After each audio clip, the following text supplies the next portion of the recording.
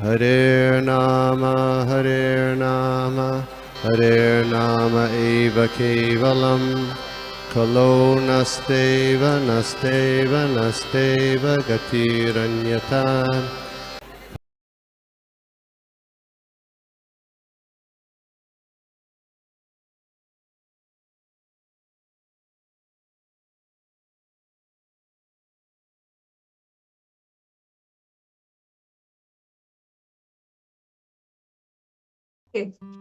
हरे कृष्णा। हरे कृष्ण। सभी को दंडवत प्रणाम। हरे कृष्ण। अब आज की क्लास के लिए हम अभी शुरुआत करते हैं। ओम नमो भगवते वासुदेवाय। ओम नमो भगवते वासुदेवाय। ओम नमो भगवते वासुदेवाय। ओम नारायणं नमस्कृत्य नरं चैवं नरोत्तमं देवीं सरस्वतीं व्यासं ततो जयाम् उदीरयेत्।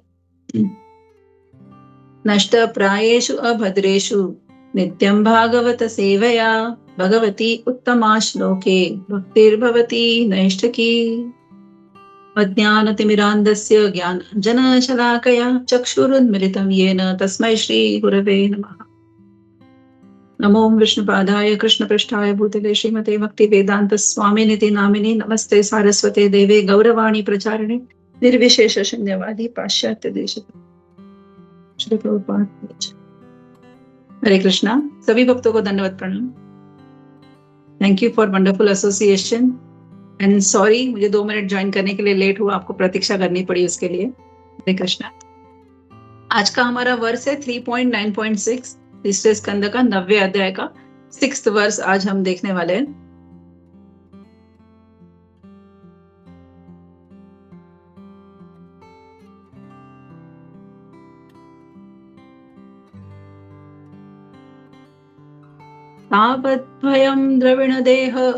तावद्भयं द्रविणदेह सुरन्निमित्तं शोकस्पृहः परिभवो विपुलश्च लोभः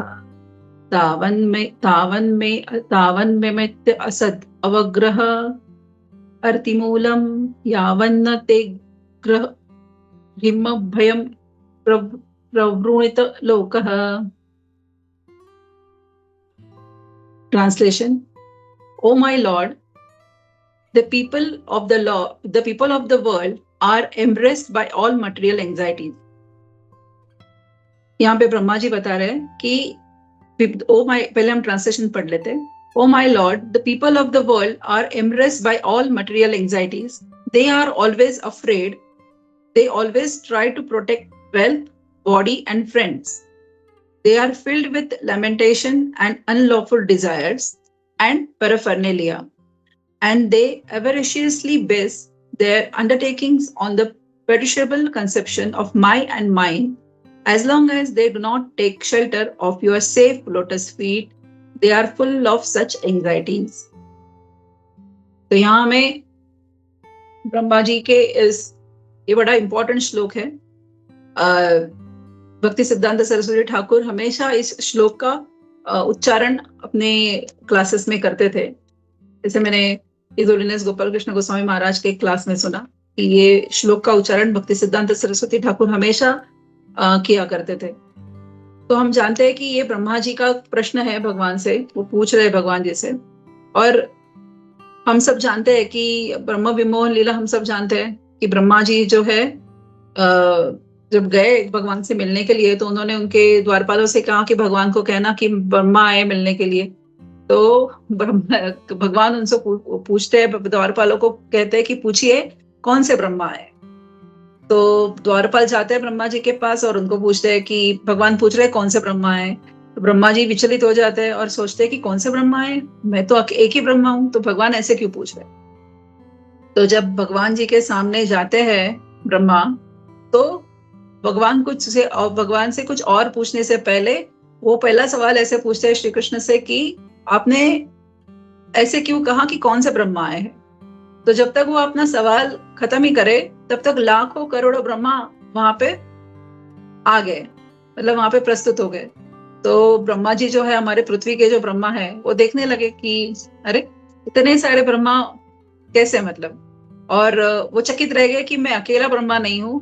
देयर आर, मतलब वो उनको बिल्कुल अंदाजा नहीं था इस भगवान के क्रिएशन का, इस सृष्टि जो भगवान ने बनाई है, इनका जो क्रिएशन है वो उन्होंने क्या कैसे किया है, क्या किया उसका बिल्कुल अंदाज ये ब्रह्मा जी को नहीं था। तो मतलब यही ब्रह्मा जी अब भगवान से पूछ रहे हैं ये सवाल कि हमने देखा वर्स में भी कि लोग कैसे मैं और मेरे में, मेरा उसमें होते हैं, भय में कैसे होते हैं, और फिर उसका सॉल्यूशन क्या है। ये पूरे इस वर्स में अभी हमने जो ट्रांसलेशन पढ़ा उसमें हमने देखा। तो जो है कि भक्ति सिद्धांत सूर्य ठाकुर, जैसे मैंने कहा कि इस वर्स का हमेशा उपयोग किया करते थे अपने क्लासेस में। तो इस पृथ्वी के जो मृत्यु लोग है, इस पृथ्वी के जो लोग हैं वो हमेशा क्या होते हैं, शोक में रहते हैं, शोक में रहते हैं, दुख में रहते हैं हमेशा। और क्या होती है, उनको हमेशा मटेरियल भौतिक चिंताएं जिसको कहते हैं हम, उनको हमेशा भौतिक चिंताएं लगी हुई होती है। तो कोई सोचता है कि भौतिक चिंताएं में उनको क्या आता है, कोई सोचता है मैं धनी बन जाऊंगा, कोई सोचता है कि धनी बन जाऊंगा, मेरे पास बहुत सारे पैसे आएंगे, बहुत सारे ऐशो आराम आएंगे, तो मेरा कष्ट जो है, दुख, शोक समाप्त हो जाएगा। तो ब्रह्मा जी कहते हैं कि इसीलिए भौतिक जो चेतना है, जो कॉन्शियसनेस है, मटेरियल कॉन्शियसनेस, वो हमेशा लोगों को भय में ही रखती है। हमने भगवत गीता में भी इसके बारे में पढ़ा, हम भागवतम में भी अभी तक पढ़ते आ रहे हैं कि जो भौतिक चिंता जो है, भौतिक सुख के साथ में दुख भी है, और सुख कम है, सुख तो है ही नहीं, फिर दुख ही दुख है, बहुत क्षणिक सुख है, और दुखों की माला बहुत बड़ी है।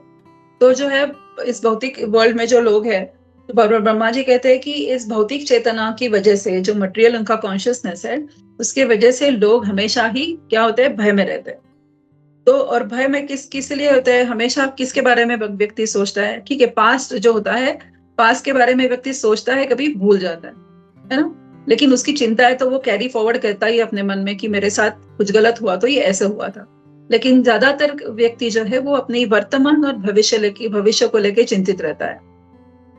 हम वो प्रसिद्ध जो भजन है, भजहु रे मन श्री नंदन नंदन अभय चरणा रविंदर, मतलब हम जानते हैं कि ये मन जो है वो भौतिक चिंता का कैसे कारण भी बनता है, कैसे हमारे डिजायर्स उत्पन्न होते हैं, और उसको लेके हमारी चिंता शोक में भी बदल जाती है अगर वो डिजायर्स कंप्लीट नहीं होते हैं। तो हमारा जो मन है हमेशा भयभीत रहता है, और ये चिंता क्या होती है कि मेरे पास आज जो है उसे मैं कहीं खो ना दूं। तो वो भले अपने वेल्थ के बारे में, पैसे, ऐशो आराम, पैसे के बारे में सोच रहा होता है, या फिर अपनी हेल्थ के बारे में, मतलब जो मेरी आज तबीयत है, जैसे मेरी आज हेल्थ है, उसके बारे में सोच रहा होता है, या फिर अपने नियर एंड डियर वंस जो हमारे सराउंडिंग, हमारे रिलेटिव्स, फ्रेंड्स है, उनके बारे में सोच रहा होता है। कि उसको हमेशा एक डर होता है कि कहीं जो आज मेरे पास है उसे मैं कहीं खो ना दूं, मतलब I should not let it go, मतलब वो छोड़ने के लिए बिल्कुल तैयार नहीं होता। और उसी की वजह से वो क्या होता है, हमेशा चिंता में रहता है। शोक नहीं कह सकते, लेकिन चिंता में तो जरूर होता है कि आज मेरे हाथ में जो है उसको मैं कहीं खो ना दूं। और वो जितना मैंने हिज होलीनेस गोपाल कृष्ण गोस्वामी महाराज, गुरु महाराज के लेक्चर में सुना कि जितना वो ज्यादा धनी होने की, या फिर ज्यादा वेल्दी, ज्यादा हेल्दी होने की कोशिश में रहता है, ज्यादा संजो के रखने की, मतलब और ज्यादा के इसमें जो है मेरे पास उसको पकड़ के रखने की कोशिश में रहता है, उतना ज्यादा उसे भय रहता है। तो उसमें से उन्होंने एक एग्जाम्पल बताया था कि धनी व्यक्ति देखते हैं कि वो रात को शांति से सो भी नहीं पाता है ना, क्योंकि आज मेरे पास इतना धन है, कहीं चोरी न हो जाए, कहीं और कुछ न हो जाए। हम देखते हैं बड़े जो धनी लोग हैं उनकी घरों में बड़ी बड़ी दीवारें कंपाउंड की लगी होती है। इतनी बड़ी दीवारें कंपाउंड के लगने के बाद भी ऊपर पूरे तार लगे हुए होते हैं कि कोई चोर अंदर न घुस आए। और उसके बाद भी उनके डोर्स पे बी अवेयर ऑफ डॉग, मतलब कुत्तों से सावधान, ऐसा भी बोर्ड लगा होता है। तो इससे हम समझ सकते हैं कि कितना उनके मन में भय है कि आज मेरे पास जो कुछ भी धन है वो कहीं चोरी ना हो जाए। और उसके लिए गुरु महाराज जी एक ये बता रहे थे एग्जाम्पल, एक ब्राह्मण था जो बहुत धनी था, और इतना धनी था, उसके पास काफी पर्याप्त मात्रा में धन था, और वो इतना धनी होने के साथ साथ वो बहुत कंजूस भी था। कंजूस होने के कारण वो क्या करता था, ही वॉज वेरी माइजर। तो वो क्या करता था कि अपने बीवी बच्चों को भी वो पैसे खर्च करने के लिए अलाउ नहीं करता था, है ना। तो बीवी सोचती थी मेरे पति के पास इतना पैसा है फिर भी वो मुझे खर्चा नहीं करने दे रहा है। बच्चे भी यही तरीके से सोचते थे, तो इसीलिए उसकी बीवी बच्चे उससे बहुत नाराज थे। तो क्या होता है कि उसके इस स्वभाव के कारण उसके बहुत सारे दुश्मन बन गए। दुश्मन इन द सेंस कि वो अपने घर वालों को भी ऐसे ही ट्रीट करता था, बस उसका एक ही एम था कि मेरा धन और कैसे बढ़े, उसका एक ही एक ये था पूरे लाइफ में कि मेरा धन और बढ़ते जाए। तो मतलब और की अपेक्षा इससे हमें समझ आती है। और धीरे धीरे क्या होता है कि उसके जो बच्चे बीवी सबसे नाराज होने लगे, और एक दिन ऐसा आता है कि कई रिश्तेदार और सब मिलकर उसका धन उससे छीन लेते हैं, तो वो हो जाता है गरीब बन जाता है। वो गरीब बन जाने के बाद वो सोचता है कि अब मैं तो इतना धनी था, तब मैं बहुत चिंता किया करता था, अब मेरे पास आज धन नहीं है तो मैं आई एम फीलिंग लेस, चिंता मेरे में आज कम है, इसीलिए वो भगवत भक्ति में लग जाता है। और भगवत भक्ति में लगने के बाद जो है लोग सोचते हैं देखो इसके पास आज पैसा नहीं है इसलिए भक्ति में लग गया। तो लेकिन वो ब्राह्मण जो है इससे विचलित नहीं होता, वो अपनी भक्ति में लगा रहता है, बिकॉज उसको एक लाइफ का अपना जो एम है वो उसे पता चला कि इतने साल जो मैंने गलती करी उसको सुधारने का मुझे मौका मिला है। तो इसीलिए गुरु महाराज इस क्लास में कह रहे थे कि एक्सेस मनी जो है वो भी कभी चिंता का कारण बन जाता है, कभी नहीं, always excess money is always a reason for like उस चिंता का कारण ही बनता है वो। तो और दूसरी चिंता होती है कि आजकल देखते हैं हम वायरल्स इतने हैं, बीमारियां हैं, तो हमारी हेल्थ शरीर को लेके भी बहुत सारे लोग चिंतित होते हैं। आजकल हम देखते हैं कि छोटे छोटे बच्चों में भी कई सीरियस बीमारियां आ जाती है, तो they are in that this thing की चिंता में लगे रहते हैं कि बस कहीं हमारे शरीर को कुछ ज्यादा तकलीफ ना हो जाए या फिर बीमारियां ना पकड़ ले। और सबसे ज्यादा गुरु महाराज इसमें कह रहे थे कि हमारी दो बीमारियां एकदम क्या कहते हैं उसमें है कि वो है लैमेंटिंग एंड हैंकरिंग। मतलब हम हमेशा क्या करते हैं, लैमेंट करते रहते हैं, मेरे पास आज ये नहीं है, ये है तो वो नहीं है, मतलब किसी से भी समाधानी कोई है नहीं, खुशी है नहीं, आज ये है तो और चाहिए मुझे, आज मेरे पास इतना एजुकेशन है तो और एजुकेशन चाहिए, आज मेरे पास इतने पैसे की नौकरी है तो मुझे और प्रमोशन चाहिए, आज मेरे पास ये सुख है तो मुझे और बड़ा घर चाहिए, एक स्कूटर है तो मुझे और 4 व्हीलर चाहिए। तो इट्स और की रेस में हम सब लगे हुए हैं। तो इसे कहते हैं लैमेंटिंग। और हैंकरिंग मतलब क्या होती है, इच्छा, हमारी इच्छा है जो है वो कभी खत्म ही नहीं होती। ऐसे महाराज कह रहे थे उसमें कि हमारी जो इच्छाएं है वो कभी खत्म ही नहीं होती है, we are always in the mood of hankering की और चाहिए मुझे और चाहिए, जो है वो पर्याप्त उनको बिल्कुल नहीं लगता। तो जितना भी कुछ भी मिले तो सुख जो है जिसके पीछे हम भाग रहे हैं वो सुख तो बिल्कुल नहीं आ पाता, तो हमेशा क्या होता है वो दुखी ही रहते हैं, है ना, क्योंकि और के चिंता में लगे होते हैं तो और भी दुखी हो जाते हैं। तो अभी इसका कंपैरिजन श्रील प्रभुपाद ने आगे जाके किया है कि ये जो है वो मटेरियल जो है, लोग जो भौतिक सुखों के पीछे भागने वाले लोगों के बारे में बताया, लेकिन आगे जाके श्रील प्रभुपाद अपने परपट में बताते हैं। हम थोड़ा परपट भी देखते हैं बिकॉज परपट भी बहुत सुंदर है। One may question how one can always think of the Lord in regard to his name, fame, quality, etc. If one is embraced by thoughts of family affairs, everyone in the material world is full of thoughts about how to maintain his family. Thus, he is always in fear and lamentation, trying to keep up with the status too. In answer to this question, this verse spoken by Brahma is very appropriate. मतलब प्रभुपाद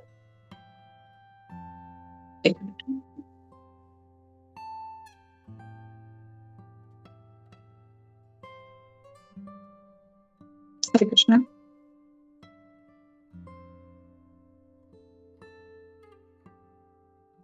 माता जी आवाज cut होने लगा। हाँ 1 minute प्रभु जी, 1 minute, screen ही गई कहीं, मुझे पता नहीं चला।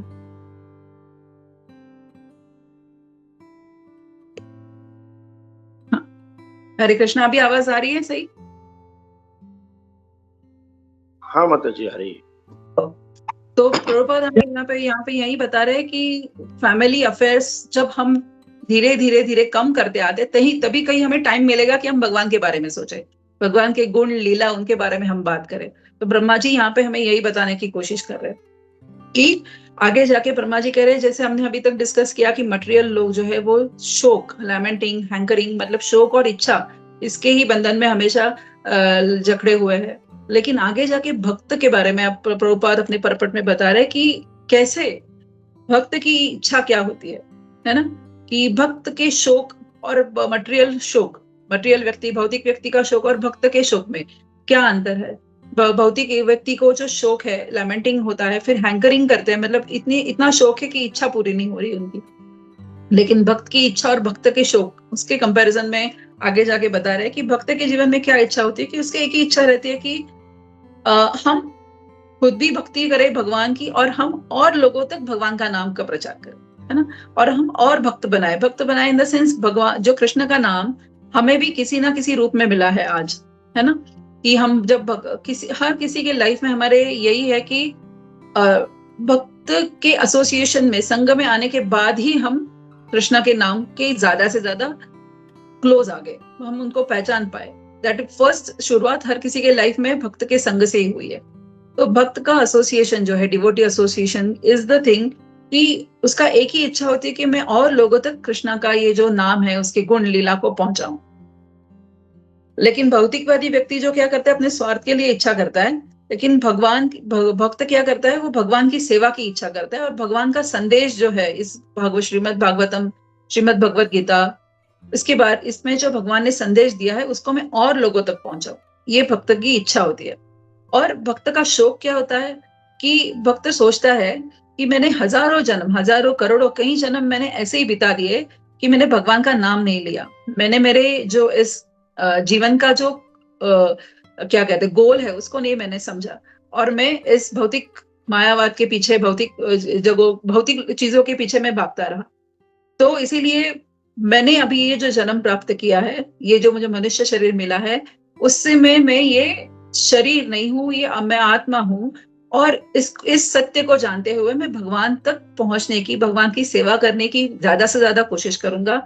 और अगर नहीं कर पाया तो भगवान, तो ये भक्त को जो होता है वो शोक होता है। मतलब भक्त का शोक जो है वो है कि मैंने इतने लाइफ जो है वो मैंने ऐसे ही गवाए अभी, लेकिन मैंने हियर आफ्टर जब मुझे सत्य का, ट्रूथ का पता चला है, जीवन का जो है महत्व क्या है, इस भौतिक शरीर, इस मनुष्य देह का महत्व क्या है, ये जो क्या कहते हैं, जो एक व्हीकल हमें दिया है भगवान तक पहुंचने का, उसका मैं ज्यादा से ज्यादा उपयोग करूंगा।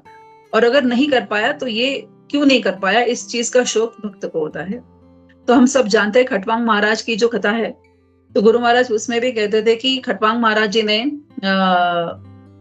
देवताओं को असुरों के खिलाफ युद्ध में मदद करी थी, और देवताओं ने विजय प्राप्त करी थी। और विजय होने के बाद में देवताओं ने खटवांग महाराज जी से पूछा कि तुम वर मांगो। तो खटवांग महाराज जी ने इच्छा प्रकट करी कि मेरी मृत्यु का जब समय आएगा तो मुझे आप बता देना, ये इच्छा उन्होंने मांगी। तो जैसे ही उन्हें पता चला कि अब 2 मिनट में और वॉटेवर टाइम में उनकी मृत्यु है, तुरंत उन्होंने कहा मुझे पृथ्वी पे जाना है। तो वैसे उनको पृथ्वी पे ला दिया, और उन्होंने वो 2 मिनट भी यूटिलाइज किए भगवान के नाम का चिंतन करने के लिए, क्योंकि वो जानते थे उसका महत्व क्या है। तो इससे गुरु महाराज बता रहे थे कि एक एक पल कितना इंपॉर्टेंट है।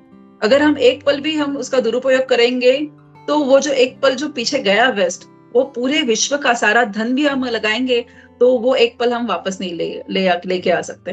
तो इसलिए उन्होंने खटवांग महाराज जी का ये उदाहरण दिया था। तो ब्रह्मा जी ये भी कहते हैं कि जो भाव है, तो मतलब जो हमारा एक भाव होता है मैं और मेरा का, इस श्लोक में बताया आया है, मैं और मेरा मतलब मैं, मेरा घर, मेरा परिवार, है ना, सब, मेरी नौकरी, मेरा पैसा, मैं और मेरे के इर्द गिर्द ही सब कुछ हमारी दुनिया घूमती रहती है। तो कह रहे कि ये गलत है, ये भाव ही गलत है, क्योंकि हम सब जानते हैं, अभी हम जब शास्त्र पढ़ते हैं तब हम जानते हैं कि एवरीथिंग इज टेम्पररी, है ना, सब कुछ जो है वो क्षणिक है, सुख भी दुख भी, जो कुछ आएगा हमारे पास, जो कुछ भी धन, शरीर, वेल्थ, हेल्थ, हमारे रिलेटिव्स, जो कुछ भी है वो everything is temporary in this world. लेकिन हम सोचते हैं कि मैंने घर लिया है, मेरी गाड़ी है, तो I am the owner. But हम सब जानते हैं कि we are not the owner, owner is only one, that is Shri Krishna. तो इसीलिए क्या होता है कि भौतिकवादी व्यक्ति जो है वो हमेशा इसको मेंटेन करने की चिंता में लगे रहते हैं, लेकिन भक्त जानते हैं कि ये मैं और मेरे में मुझे फंसना नहीं है, क्योंकि ये कुछ मेरा है ही नहीं, मैं खुद ही यहाँ पे टेम्पररी हूँ, तो ये सब मेरा कैसे ही हो सकता है ना, I am the owner but for the short time.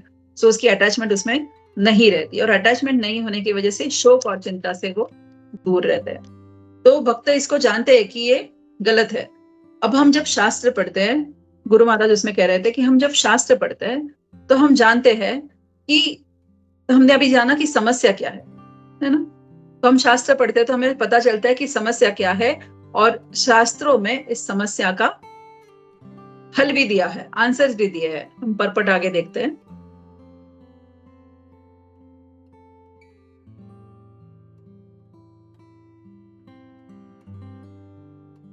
A pure devotee of the Lord never thinks of himself as the proprietor of his home.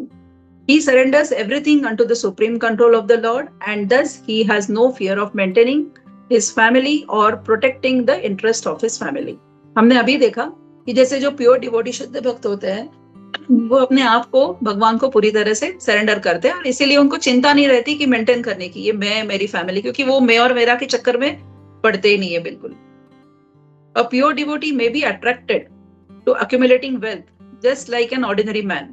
But the difference is that a devotee acquires money for the service of the Lord, whereas the ordinary man acquires money for his sense enjoyment. Srila Prabhupada बहुत clearly बता रहे हैं कि भक्त भी wealth accumulate करते हैं, जमाते हैं, लेकिन वो उससे 50% जो है उसकी उनको पता है कि धन का क्या करना है, उसको सर्विस ऑफ द लॉर्ड में लगाना है। श्रील प्रभुपाद ने क्लियरली कहा है कि 50% आपका जो भी अर्निंग है उसमें से आपने भगवान की सेवा में लगाना है, 50% जो है।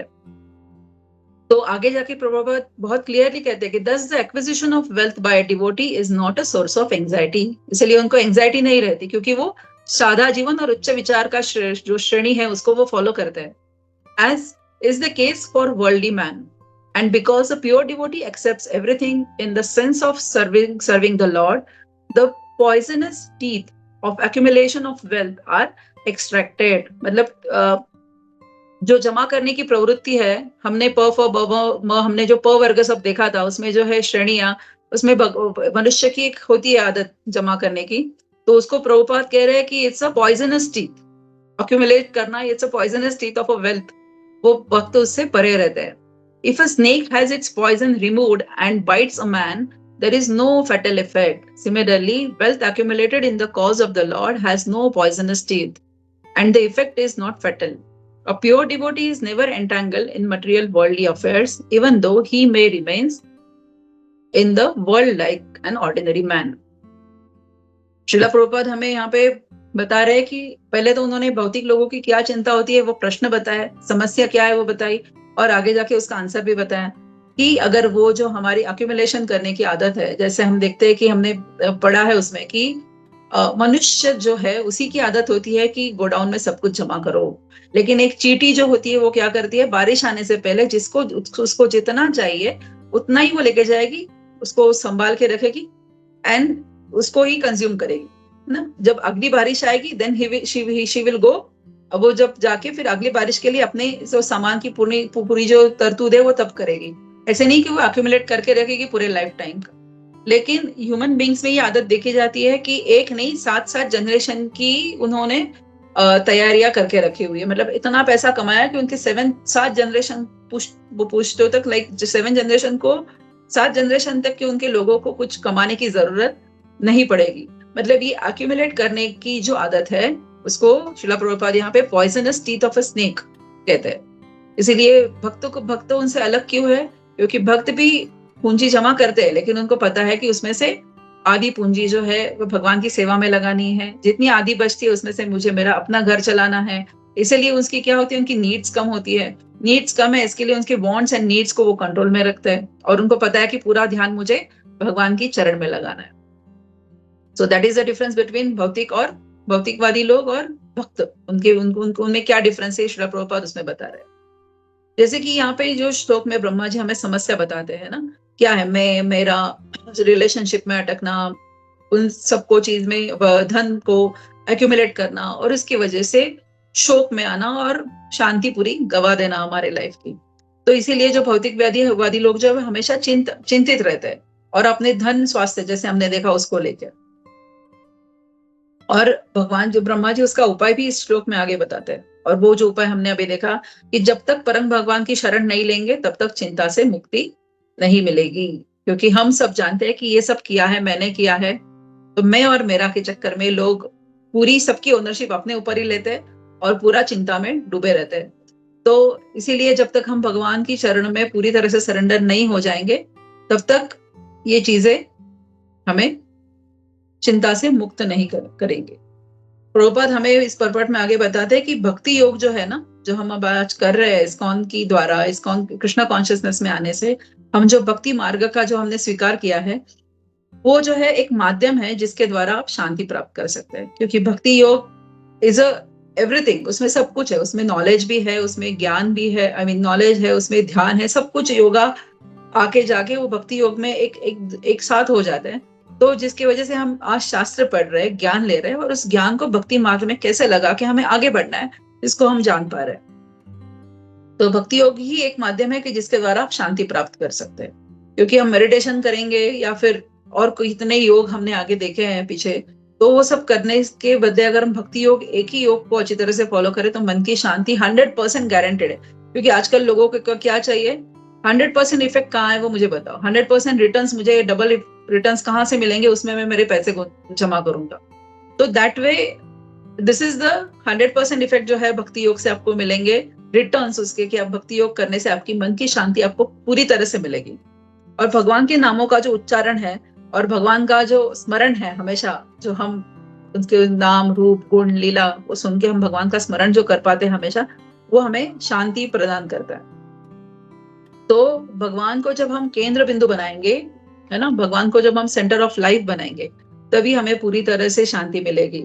और भौतिक लोग जो है वो इसी तरह को, इसको ही नहीं जानते कि भगवान को सेंटर कैसे बनाना है ना। देखो, वी नो कि मंडे को शिव मंदिर में जाने वाले बहुत है, ट्यूसडे को गणेश टेम्पल में जाने वाले बहुत है, सैटरडे को शनि टेम्पल में जाने वाले बहुत है। ऐसे नहीं कि वो भगवान को नहीं मानते, वो सबकी, हर किसी की श्रद्धा भगवान में है ही, लेकिन वो supreme personality of God head कौन है, वो श्री कृष्ण है। और उसको जानते हुए अगर जब हम पूरी तरह से उनके ऊपर सरेंडर हो जाते, क्योंकि हम जब जाते हैं टेम्पल्स में तो हम क्या करते हैं, हमें बाय डिफॉल्ट आदत, मुझे भी थी, कि कुछ ना कुछ मांगो हमेशा वहां जाके, भले मटेरियल थिंग नहीं, लेकिन सुख शांति तो मांगते ही मांगते, सबको सुखी रखो ये मांगते ही मांगते, है ना। तो हमें कुछ ना कुछ मांगने की टेम्पल में जाके आदत पड़ी है, बाय डिफॉल्ट है वो। लेकिन अगर हम जानते हैं कि भगवान जो है वो हमें जो दे रहे हैं वो हमारे लिए सही है, जो कुछ सही है वही हमें देंगे, तो हम मांगना छोड़ देते हैं भगवान से। तो जो है कि भगवान को हमारे जीवन का केंद्र बिंदु बनाना और उसके हिसाब से काम करना, उसके सराउंड, उसके मतलब कहते हैं ना कि भक्ति के लिए जो उचित है, अनुकूलस्य विग्रह, अनुकूलस्य संकल्प, मतलब जो भक्ति के लिए अनुकूल है उसको आप फॉलो करो। इसका ही मतलब है कि भगवान को केंद्र में रखो और मन की शांति आप पा सकते हैं। एंड ये जो चीजें है ना कि जो हम अभी डिस्कस कर रहे हैं, we should not be doubtful about it. कि कभी कभी होता है ना, एक शंका होती है मन में कि ये करने से सही में ऐसा होगा, but it is a proven path. Srila Prabhupada ने हमें एकदम क्या कहते हैं उसको, सर्टिफाइड प्रूवन पाथ दिया है, 4 रेगुलेटरी प्रिंसिपल्स हमें दिए हैं, जो फॉलो करने से बहुत सारे लोगों की वैसे ही बहुत सारी इंद्रिय कंट्रोल में आ जाती है, जो 4 रेगुलेटरी प्रिंसिपल्स फॉलो करने से।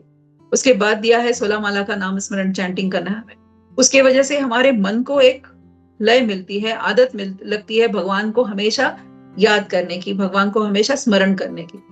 तो और हमेशा जैसे संडे टू संडे टेम्पल में जाओ, भगवान की सेवा करो, डिवोटी एसोसिएशन में रहो, बुक्स पढ़ो, इतने सारे हमारे जो पाथ, श्रीला प्रभुपाद ने एक पाथ को लेके उसको सराउंडिंग किया है, इट्स अ प्रूवन थिंग। इसीलिए इसके लिए शंका बिल्कुल आने की मन में जरूरत नहीं है कि अगर ये पाथ पे मैं चलूंगा तो सही में मेरी चिंता मुक्त हो जाऊंगा, मेरे जीवन में शांति आएगी क्या। लेकिन वो ये ऐसी चीज है कि पहले उसको हम जब खुद करेंगे तभी उसको हम, क्या कहते हैं ना, जिसको आम अगर खाना है तो खट्टा है या मीठा है, जब हम खुद चखेंगे तब पता चलेगा कि ये खट्टा है या मीठा है। द सेम वे ये भक्ति योग जो है, कृष्णा कॉन्शियसनेस में आने के बाद जो हम भक्ति योग फॉलो करते हैं, सुप्रीम पर्सनैलिटी ऑफ गॉडहेड को सेंटर में रख के उनका हमेशा स्मरण करने की कोशिश करते हैं, तो ये करने का जो फल है वो हम खुद ही महसूस करते हैं कि कितनी शांति हमें ये करने के बाद में पिछले सालों में मिली है, राइट। कि कितने भी प्रॉब्लम्स आते हैं, जैसे शारीरिक प्रॉब्लम आते हैं, ऐसे नहीं कि कोई बीमार नहीं पड़ते भक्त, शारीरिक कष्ट आते हैं, मटेरियल कष्ट भी, भौतिक कष्ट भी आते हैं, कि जैसे एडमिशन्स लेने हैं बच्चों के एग्जाम्स है, या फिर कई सारी चीजें ऐसी आती है कि जो हमें तकलीफ देती है। पर लेकिन भक्त जो है इससे विचलित नहीं होते, क्योंकि उनका जो डाउट है मन में वो क्लियर हो चुका है अभी, बिकॉज ऑफ एक्सपीरियंस जो उन्होंने, मतलब मैं अगर कहूँ किसी न्योफाइट भक्त को कि मतलब जिन्होंने अभी तक कृष्णा कॉन्शियसनेस ज्वाइन नहीं किया, so at the time of preaching कितना भी हम उनको एक्सप्लेन करें, लेकिन जब तक वो खुद ही एक्सपीरियंस नहीं करेंगे तब तक उनको ये पता नहीं चलेगा कि हम क्या कहना चाहते हैं। क्योंकि मेरे साथ भी बहुत, मैं अभी आज जाके बहुत सारी चीजें ऐसे मैं रिकलेक्ट करती हूँ कि जब मैंने कृष्णा कॉन्शियसनेस कनेक्ट नहीं किया था तो शिक्षा गुरु कई सारी चीजें हमें बताया करते थे, लेकिन हम उनसे बिल्कुल कनेक्ट नहीं करते थे क्योंकि हमने तभी वो एक्सपीरियंस नहीं किया था। लेकिन आज जब आके हम ये चीजें एक्सपीरियंस करते तो आज उन शब्द का जो वो कहा करते थे, जो हमें गाइड की करने के लिए, तो वो आज उन शब्दों का महत्व मुझे पता चलता है कि वो ऐसा क्यों कहते थे। तो कई बार हमें वो उस चीज का अनुभव लेने के लिए खुद को, जैसे स्विमिंग का अगर हमें एक्सपीरियंस करना है तो खुद को पानी में, स्विमिंग पूल में जाना जरूरी है, तभी जाके आप स्विमिंग का एक्सपीरियंस ले सकते हैं। उसी तरह से भक्ति योग में आने के लिए भक्ति करके इन सब चीजों का एक्सपीरियंस करना भी बहुत महत्वपूर्ण बात है, तभी आप जाके इसको एक्सपीरियंस करेंगे। एंड अनडाउटेडली, मतलब कोई शंका के बिना इस भक्ति योग में आके शांति और चिंता का जो चिंता मुक्त जीवन जो है वो हम जी सकते हैं। ये ब्रह्मा जी का बहुत सुंदर वर्ष था। हालांकि हम ये चीजें बार बार डिस्कस करते हैं, लेकिन रिपीटेड कभी कभी लगता है कि ये चीजें तो हमने कई बार पढ़ी है, पर ये किसी को डराने के लिए नहीं है कि मटेरियल वर्ल्ड में शांति है, भक्तों को शांति नहीं है।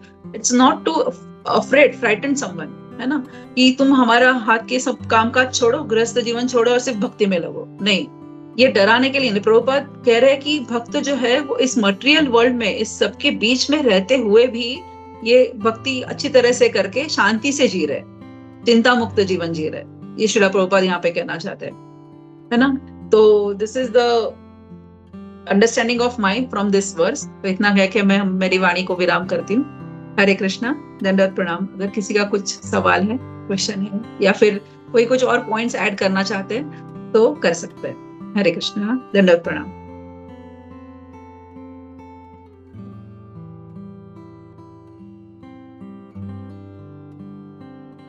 आइए मेघा माता जी। हरे कृष्णा माता जी, दंडवत प्रणाम। हरे कृष्णा सभी भक्तों को मेरा दंडवत प्रणाम। थैंक यू फॉर क्लास माता जी, आपने बहुत अच्छे से एक्सप्लेन किया। और I don't have any extra point माता जी, but I just want to give my realization from your class. माता जी आपने इस वर्ष में बताया कि एक डिवोटीज का जो है सबसे रीजन फॉर फियरफुलनेस क्या है। तो उन्होंने ऐसे तो हम बताया जाता है कि एक जो नॉन डिवोटीज होते हैं जो हमेशा फियरफुल होते हैं। क्योंकि फियरफुल क्यों होते हैं? क्योंकि उन्हें हर चीज खोने का डर होता है, जो क्योंकि वो मटेरियली अटैच्ड होते हैं, उनके पास जो भी चीज होता है, और जैसे अपने फैमिली से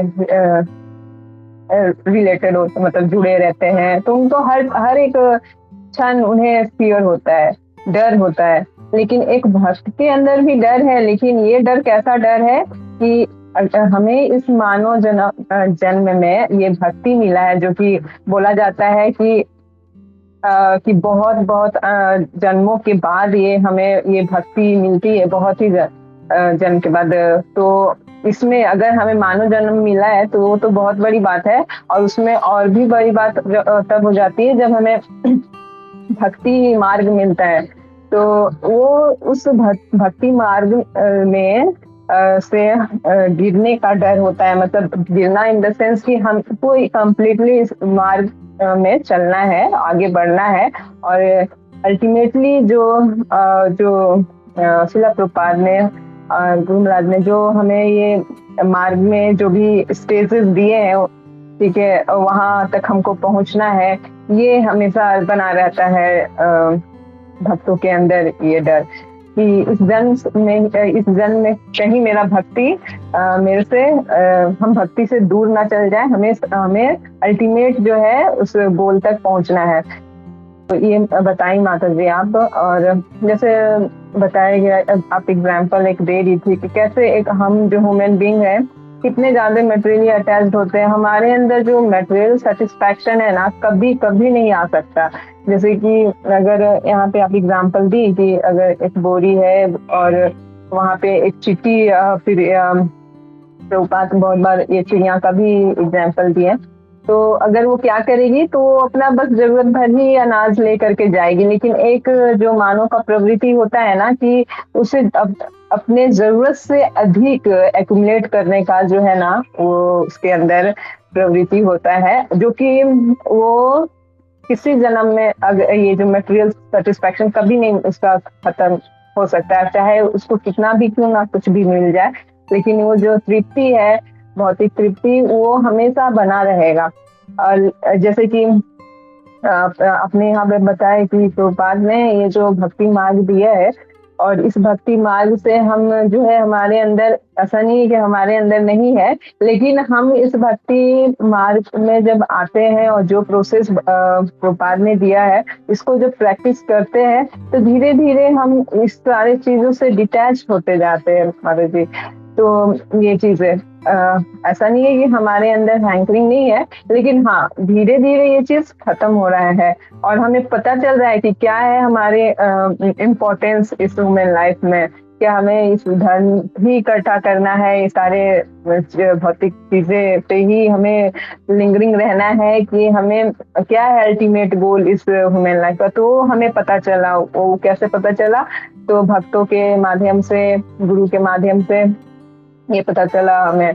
और जैसे कि आपने ये भी माइंड के बारे में बताया कि ऑफकोर्स हमारा जो माइंड है वो बहुत ही चंचल है, लेकिन हमें हमेशा अपने माइंड को जो है इस भक्ति में लगाना है।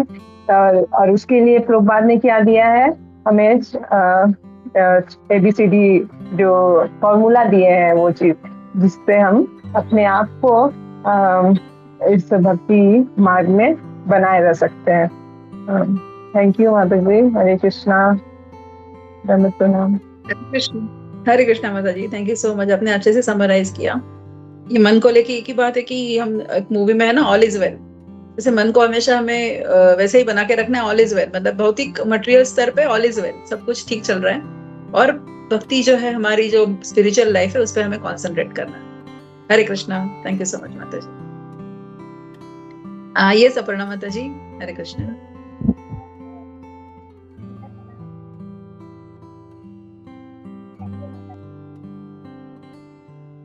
माता जी आपकी आवाज नहीं आ रही है। हरे कृष्णा, अभी आ रहा है माता जी? हरे कृष्णा। हाँ ये यहाँ अभी आ रही है। हरे कृष्णा। हरे कृष्णा, दंडवत प्रणाम माता जी, और सभी भक्तों के चरण में दंडवत प्रणाम। माता जी आप बहुत सुंदर तरीके से एक्सप्लेन किए, बहुत इजीली एग्जांपल्स दे के आपका क्लास तो बहुत ही अच्छा होता है। Thank you so much. और हमें जो मतलब हम जो सीखे, जो पढ़े, थोड़ा सा समझ में आए आपका क्लास से माता जी। ये जो पृथ्वी लोग हम जो है हमेशा हमें वो मटेरियल चीज़ों से बहुत ही डर लगता है। मतलब हम हमारे पास जो है वो खोने का डर बहुत होता है, भौतिकवादी जो है हम। तो मैं तो ये जो है हमेशा डर लगता है। तो जैसे कि हेल्थ के डर, हेल्थ अच्छी तरह रहे, कि वो जो धन होता है हमारे पास वो अच्छी तरह से रहे, मतलब वो चोरी ना हो जाए। जो वेल्दी है उसका तो बहुत ही डर लगा हुआ रहता है ताकि चोरी ना हो जाए। तो ये जो अब बताएं, भौतिक सुख में भी दुख भी साथ साथ है, बहुत ही दुख है, क्योंकि प्रभुपाद ने भी बताया कि हमारा ये जो जगत है ये दुखालयं अशाश्वतम, इधर हम सुख का वो नहीं कर सकते, आशा नहीं कर सकते। लेकिन भौतिकवादी जो है हम लोग मतलब जो उन्होंने उनको हमेशा इसी सुख का आशा रहता है कि मुझे घर होता है तो चाहिए, गाड़ी होता है गाड़ी चाहिए, तो ये सब और जिसके पास है वो थोड़ा सा सुख महसूस करते हैं, लेकिन फिर उसके बाद फिर से दुख में पड़ जाता है, ये नहीं है वो नहीं है। मतलब अब जो बताए माता जी, वो जो चिंता रहते हैं हमेशा, ये जो भौतिकवादी और भक्त में डिफरेंस होता है। ये जो भौतिकवादी है, लेमेंटिंग, हैंकरिंग हमेशा इनके हृदय में हमेशा रहता है कि और चाहिए। घर होता है तो सुंदर घर होता है तो गाड़ी चाहिए, गाड़ी होता है तो और कुछ अलग सा चाहिए। तो लेकिन भक्त का जो ये होता है माता जी, ये थोड़ा डिफरेंट होता है। जब हम भक्ति में आ जाते हैं, भगवान के भक्ति में आ जाते हैं, लग जाते हैं, इस्कॉन में जुड़ जाते हैं, तब हमें लगता है कि नहीं, हमें भक्ति में ज्यादा कंसंट्रेट करना चाहिए। क्योंकि जब हम प्रभुपाद का ये जो 4 रेगुलेटरी प्रिंसिपल्स है और फिर 16 राउंड्स का जो ये प्रभुपाद ने हमें दिया है, तो ये सब करते हुए हमारा मन थोड़ा शांत हो जाता है और हम सोचते हैं, भक्त सोचते हैं कि जो हमारा फैमिली के सब कुछ ही भगवान केंद्र है, मतलब सब कुछ का केंद्र भगवान हो जाते हैं। और तब मन का बहुत सारा मतलब शांति मिलता है और उतना वो जो वो दुख, ये जो हैंकरिंग, लैमेंटिंग, ये सब थोड़ा थोड़ा धीरे धीरे कम होता जाता है। क्योंकि भक्ति में बहुत ही शक्ति होता है भगवान के नाम में। और आपने जो ये एग्जाम्पल्स खट्टांग महाराज का दिए थे कि समय हमें नष्ट नहीं करना चाहिए, हमेशा भगवान के हमेशा भगवान को याद करना चाहिए और भक्ति में जुड़े रहना चाहिए, एसोसिएशन में रहना चाहिए, ताकि हमारा भक्ति हमेशा अच्छे रहे। और हमें हमेशा ये याद रखना चाहिए कि everything is temporary in this world. और फिर जो आपने बताया माता जी, वो जो प्योर डिवोटी जो है उनका एंजाइटी तो होता ही नहीं है, क्योंकि वो सब कुछ भगवान के चरण में समर्पित है, खुद अपने आप ही भगवान के चरण में समर्पित है। तो हमें भी थोड़ा ये सीखना चाहिए। और आपने बताया जी, प्रभुपाद ने बोला कि हम जो अर्निंग करते हैं सभी माने सभी कोई, तो 50% हमें भगवान के लिए हमेशा रखना चाहिए ना, भगवान के बारे में सोचना चाहिए, भगवान को कैसे खुश रखे, भगवान के लिए कैसे क्या करे, तो सब कुछ हमें ये सोचना चाहिए। और आपने जो परपेट का बारे में बताया को एक्यूमुलेशन ऑफ धन जो है वो स्नेक की तरह है। फिर जो पॉइजनस स्नेक वो अपना दांत फैंग्स रहता है तो पॉइजन रहता है उसमें। तो ये एक्यूमुलेशन ऑफ वेल्थ हमें एकदम हम लोग का शांति नष्ट कर देता है। और चाहिए धन और चाहिए, लेकिन भक्त का जो एक्यूमुलेशन ऑफ वेल्थ है तो वो हमेशा भगवान के समर्पित है, मतलब भगवान के लिए होता है। सभी भक्त सोचते हैं भगवान के लिए हम कैसे क्या करें, मतलब भगवान जैसे खुश रहे, कैसे खुश रहे, ऐसा सोचते हुए। इसीलिए भक्त का जो धन होता है उनके लिए उनका मन में कोई वो टेंशन नहीं रहता है। लेकिन जो भौतिक लोग के मन में बहुत बहुत टेंशन होता है इसके लिए, कैसे कहाँ रखे धन, कैसे इसको मतलब सुरक्षित रखे। लेकिन भक्त का वो नहीं होता है। और अपने बताए माता जी, ये जो भक्ति योग ये हमें हमेशा भक्ति योग है ये एक्सपीरियंस करके हमें चिंता मुक्त रखते हैं जीवन में। हमेशा एक बहुत सुंदर वातावरण रहता है भक्त के जीवन में भक्ति योग में आने के बाद। थैंक यू माता जी, मुझे इतना तक समझ में आया, मैं शेयर किया। हरे कृष्णा, धन्यवाद, प्रणाम सभी को। और थैंक यू माता जी, बहुत बहुत मैनी थैंक्स माता जी। Hare Krishna.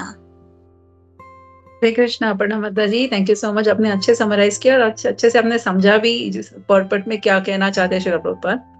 Thank you so much for sharing your realization. Hare Krishna. Hare Krishna Vishwambhar Prabhu ji, धन्यवाद, प्रणाम।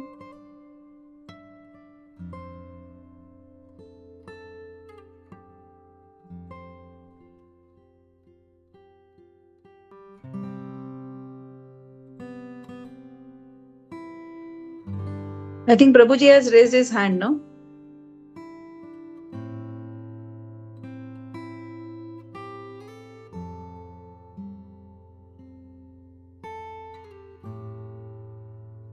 प्रभुजी आपकी आवाज नहीं आ रही है। हरे कृष्णा। प्रभुजी आप म्यूट पे हो।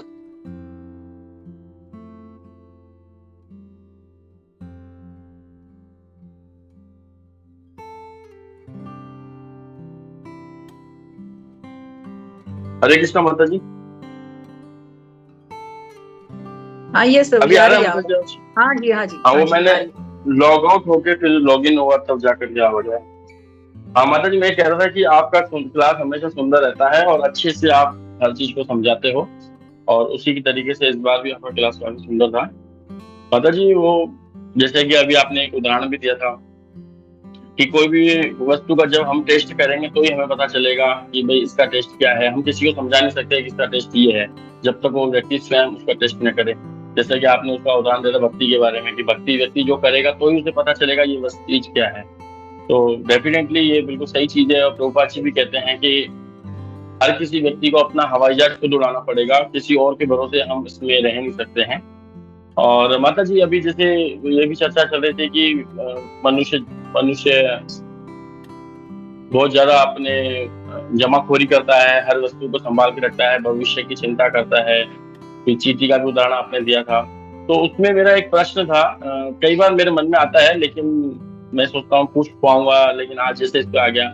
जैसे हम माता जी राजस्थान में रहते हैं और राजस्थान में क्या होता है कि गेहूं कटती है मार्च के महीने में, अप्रैल में करती है, पता नहीं कब करती है, मतलब अभी हमने उतरवाई थी गेहूं, तो सब लोग हमारी गली में उतरवाते हैं, 1 साल का कोटा अपना पूरा कर लेते हैं।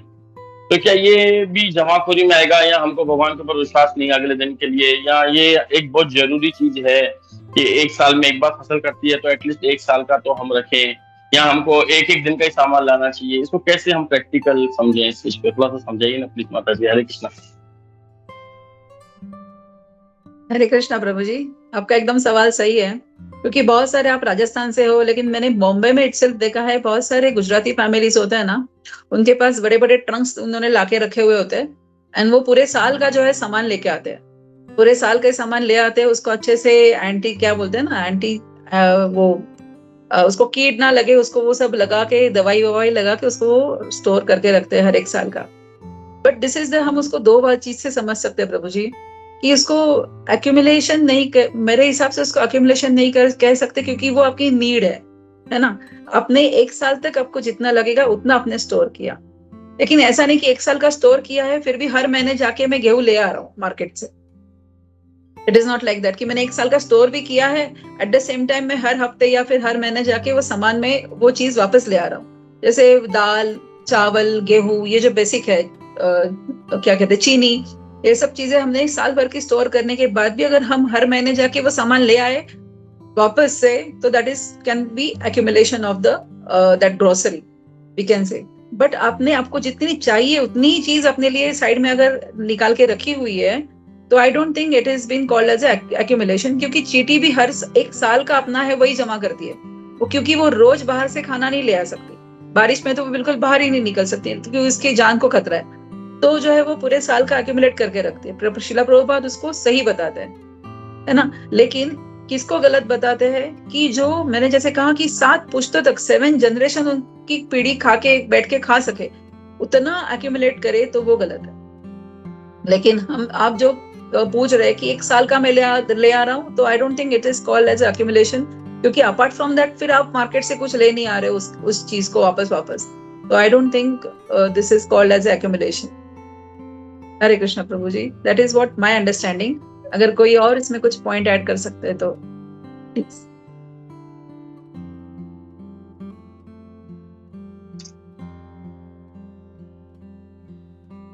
काफी अच्छे से माता जी आपने एक्सप्लेन किया कि 1 साल तक का कोई ज्यादा प्रॉब्लम नहीं है, 1 साल के बाद अगर हम रख लेते हैं उसके बाद भी हमारे और रहता है, या 7 पुश्तों तक का रहता है तो उसमें प्रॉब्लम आती है। और चींटी का भी आपने उदाहरण दिया माता जी।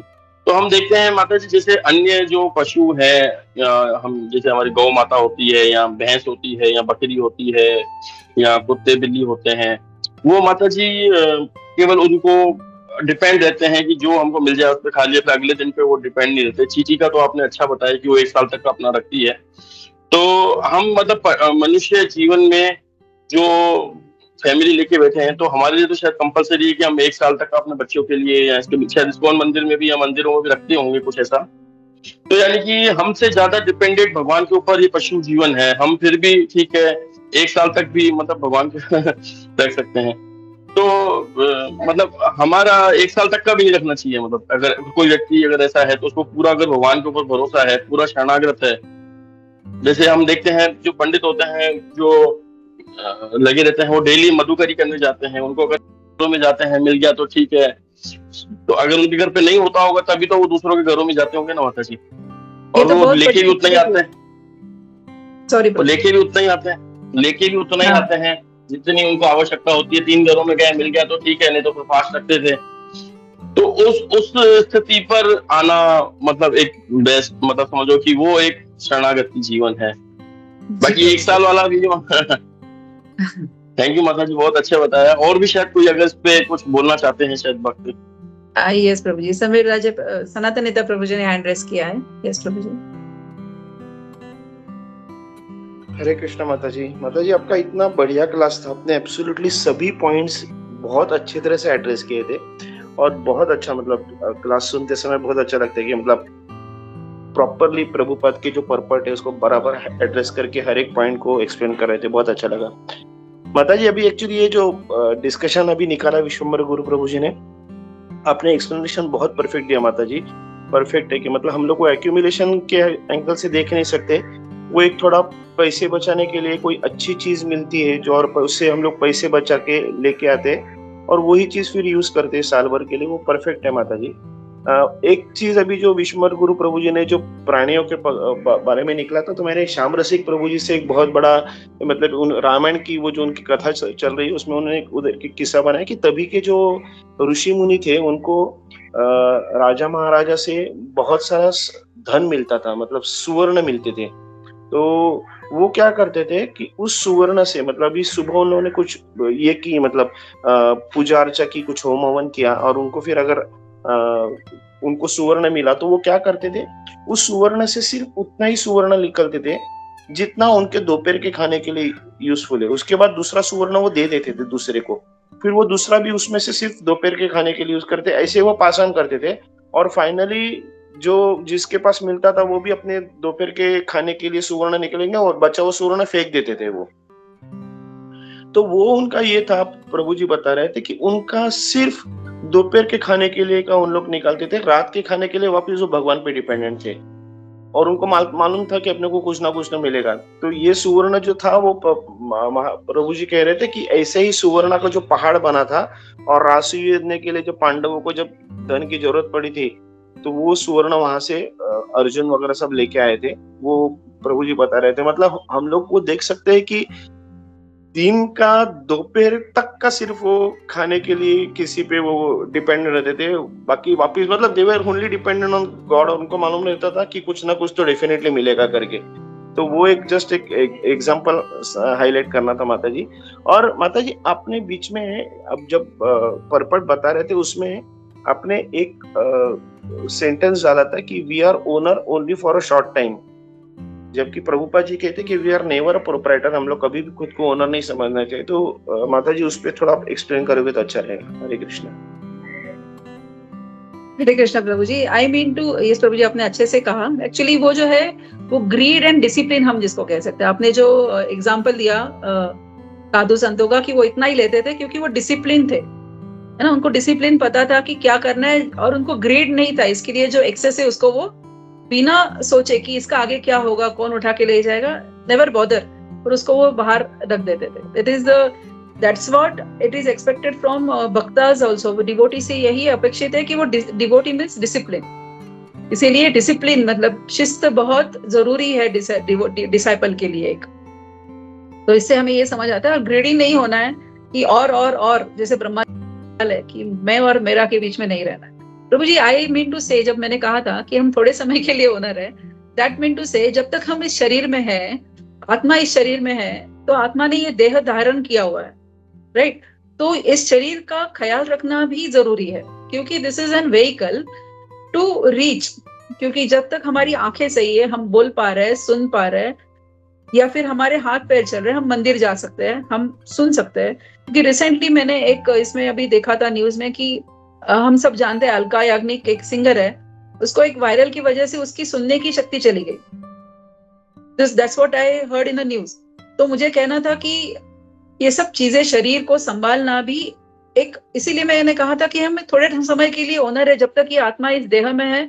Yes, we are owing this body and हमें इसकी चिंता का मतलब उसको हमें अच्छे से रखना है। एक घर में अगर हम रह रहे हैं तो इस घर को हम भगवान का मंदिर बना के रखते हैं, राइट। उसको ऐसे बिखरा के और उसको खराब करके हम नहीं रखते। अगर थोड़ा सा भी कलर जाता है तो 2 साल में 3 साल में कुछ ना कुछ जमा करके हम उसको ठीक कर लेते हैं। उसको ऐसे ही पड़ा हुआ या फिर गंदा नहीं रखते हैं। That's in that sense I am saying कि हम थोड़े समय के लिए ओनर है, पर उसको हमें पूरे इससे नहीं रखना है कि यस कि ये मेरा ही है, पकड़ के नहीं रखना है, मैं और मेरा के चक्कर में नहीं रहना.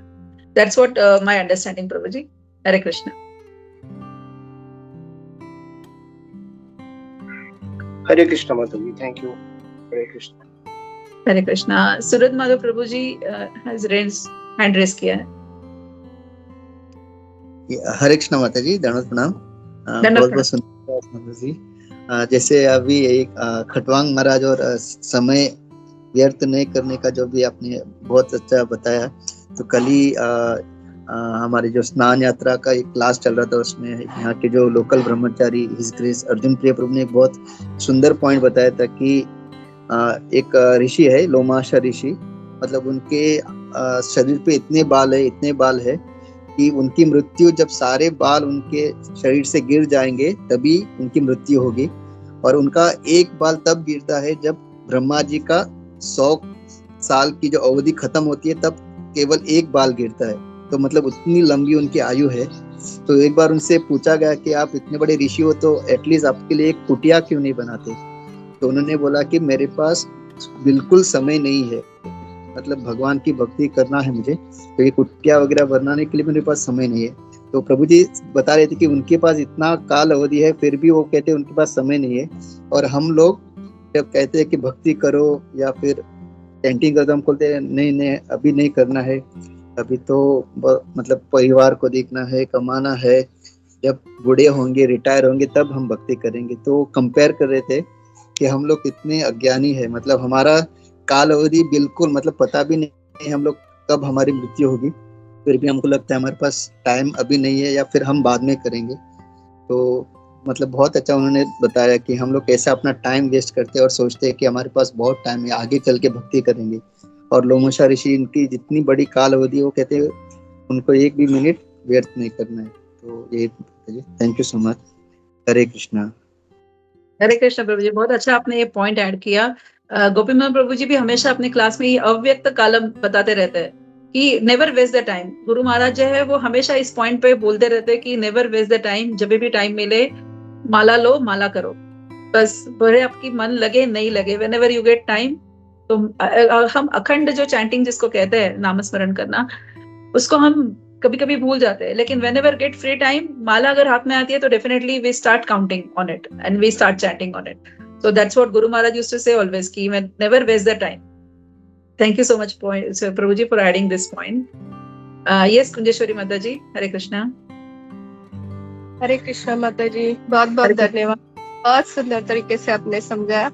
ये जो विशंबर प्रभु जी का जो प्रश्न था कि हम साल भर के लिए क्या सब जमा करके रख सकते हैं हमें हमेशा, तो ये जैसे नित्यानंद महाप्रभु ने जैसे कहा था, उनके सेवक थे वो उनके लिए हरित के जो पत्ते हैं वो जमा करके हर रोज देते थे. एक बार जब उन्हें दूसरी जगह जाना था तो बहुत सारे जमा करके रखे थे और फिर उन्हें दिखा तो उन्होंने चिल्लाया कि नहीं आप ये सब नहीं कर सकते. ये सब किनके लिए ठीक है कि जो वानप्रस्थ है या पूरी तरह भगवान के ऊपर डिपेंड है, जो भक्ति में बहुत आगे है, लेकिन हम अभी उस लेवल पे नहीं है. और हमें अगर हम अनाज एकत्रित नहीं करेंगे, मतलब अगर साल भर का है, तो जैसे अगर किसान है वो अगर गेहूं या जो चावल है वो अगर जमा नहीं करके रखेगा तो फिर एक साल के बाद ही उसे वो आएगा. तो हम ऐसे नहीं बोल सकते कि हम इंसान अगर कुछ नहीं प्रैक्टिकल लाइफ में देखेंगे तो भी हमें जरूरी है, और जो हमारे कर्तव्य है वो भी हमें छोड़ने नहीं है. अगर हम गृहस्थ है, हमारे ऊपर सबकी जिम्मेदारी है परिवार की, तो वो सब करने हैं. नहीं तो क्या होता है कि हम लेक्चर में सुनते हैं कि हमें जमा नहीं करना है, हमें हर समय भगवान के ऊपर डिपेंड रहना है. तो उसके आधार पे ऐसा हो जाता है कभी कभी, हाँ नहीं हमने यही सुना था, यही भागवतम में कहा, ये करके हम अपनी जिम्मेदारी से हट जाते हैं, हम अपने कर्म से हट जाते हैं. ऐसा नहीं करना है. हमें अगर जिम्मेदारी है वो भी निभानी है और उसके साथ साथ भगवान का नाम तो छोड़ना ही नहीं है, वो भी करना है, लेकिन उससे आसक्त नहीं रहना है. नहीं तो हाँ ये बना है तो उसे आसक्त रहते हैं और फिर सब छोड़ देते, ऐसा नहीं करना है। हरे कृष्ण माता जी। यस माता जी, वंडरफुल पॉइंट आपने ऐड किया कि हमें आसक्ति नहीं रखनी है इन सब चीजों से। वेरी ट्रू माता जी, thank you so much for adding this point. Hare Krishna.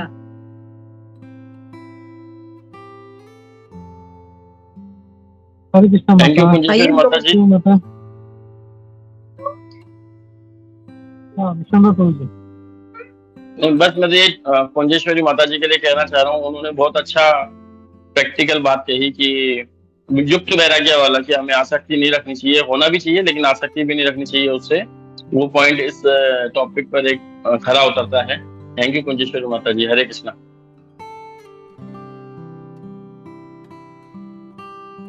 Hare Krishna yes माता। गोपीनाथ। थैंक यू माता, बहुत बहुत बहुत अच्छा क्लास था। I will say it was very systematically present. What are the problems, the solution क्या है, very nicely। और उसके बाद जो इतना चर्निंग हुआ, that was also very wonderful। फिर कुछ दिन पहले ही हम लोग जब नॉर्मल सूत्र पढ़ रहे थे, बाकी में भी यही प्रश्न पूछा था कि कभी-कभी क्या हम लोग मतलब कंफ्यूज हो जाते हैं कि जमा करना है कि नहीं करना है, क्योंकि ये हरी थाकी वाला जो नित्यानंद प्रभु जी का जो पास टाइम है, उसमें यही समझते हैं हम लोग कि हम लोग को जमा नहीं करना है, you should depend on Lord. जैसे सनातन प्रभु जी के ब्राह्मणों के बारे में बताया कि कैसे they are all dependent on lord. और दूसरी जगह पे हम लोग देखें तो इंस्ट्रक्शन में रूप गोस्वामी जी खुद कहते हैं कि हम लोगों को, सॉरी प्रभुपाद जी कहते हैं हम लोग को 50% जो है पूरा दान कर देना है उसकी सेवा के लिए, 25% अपने फैमिली मेंबर्स को और 25% अपने इमरजेंसी के लिए बचा के रखना है। इनके जैसा भी आपने जो अलका याग्निक का उदाहरण दिया, तो we can also fall into some future, we don't know, पता नहीं। यहाँ पे ये समझ इंस्ट्रक्शंस एट वेरियस लेवल्स, अलग अलग लेवल्स का अलग। तो ये जो नित्यानंद प्रभु जी का जो था पास टाइम, उन्होंने कहा कि हम लोग को बिल्कुल कुछ भी नहीं, पूरा भगवान पे निर्भर रहना है। और जैसे कुंजेश्वरी ने भी कहा कि जो हाई जो जिसे वानप्रस्थ है, सन्यासी है, उनके लिए, लेकिन एक गृहस्थ जो है वो सन्यासी की तरह जीवन नहीं जी सकता। उसके बच्चे हैं, उसकी फैमिली है, कभी भी बीमार पड़ हो सकता है, और दैट ही सेव। तो इसके लिए जो इंस्ट्रक्शन है प्रभुपाद जो देते हैं कि 25% अपने फ्यूचर के लिए जमा करके रखो, दैट इज फॉर अ गृहस्थ। बट ये जो है कि पूर्ण तरह से निर्भर रहो, दैट इज फॉर अ सन्यास। तो it all depends on the level of devotee. लोग क्या अगर हम लोग पूर्ण तरह से हम लोग अगर निर्भर रह सकते हैं भगवान पे, हाँ भगवान सब देख लेंगे, देन इट इज ओके। लेकिन हम लोग को ये भी याद रखना है कि हमारे फैमिली मेंबर्स हैं, बच्चे हैं, वाइफ है, relatives, even friends, they are sometimes in problem. भक्त लोग हैं, उनको कुछ सेवा करना है, गुरु को सेवा करना है, तो how we are going to do that? ना गुरु को भी सेवा करना है, तो हम लोग ऐसा ठन गोपाल होके we cannot be a burden on our guru. We should be able to support, we should be able to do some seva. हाँ गुरु महाराज, मैं अपने ये लक्ष्य देता हूँ, कभी गुरु महाराज बोलते थे ठीक है। तो इट ऑल डिपेंड्स। ये जो सारे जो इंस्ट्रक्शन है डिफरेंट लेवल्स पे है, और अब हमारा जो पोजीशन है, हम लोग कहाँ पे स्टैंड करते हैं, वो हिसाब से हम लोग को इंस्ट्रक्शन फॉलो करना है। अगर हम लोग गृहस्थ हैं तो we have to follow like a grihastha. अगर हम लोग जो वानप्रस्थ में जाएंगे then we have to follow, हाँ ठीक है चलो, बाकी सब भगवान के ऊपर डिपेंड। ये एक चीज हम लोग को याद रखनी है। एंड वेरी नाइसली प्रेजेंटेड माता, थैंक यू। बहुत अच्छे से सिस्टमेटिकली प्रेजेंट, बहुत अच्छा चर्निंग हुआ। Hare Krishna Prabhu ji, Gopinath Prabhu ji, thank you so much for adding your valuable points Prabhu जी।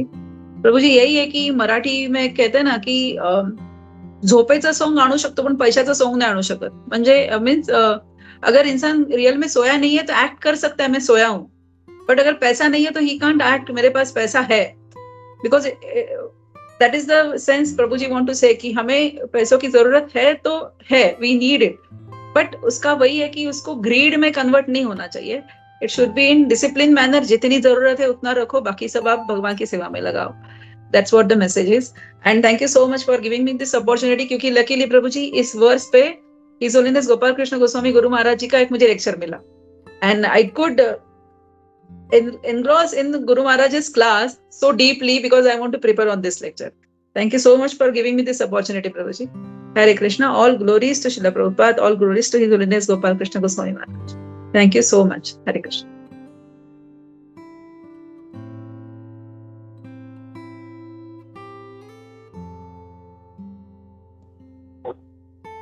हरे कृष्णा. और किसी का पॉइंट नहीं है तो हम लोग हैं और नर्सिंग आप. हरे Krishna. once again thank you माता, धन्यवाद. Thanks for sharing points from lecture of His Holiness Gopal Krishna Maharaj. इतना अच्छा उनका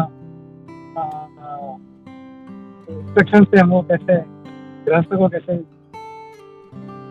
really wonderful. हरे कृष्णा.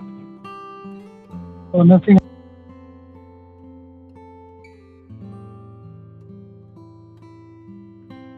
हरे कृष्णा. दंडवत प्रणाम. नमस्ते नरसिम्हाय प्रहलादाय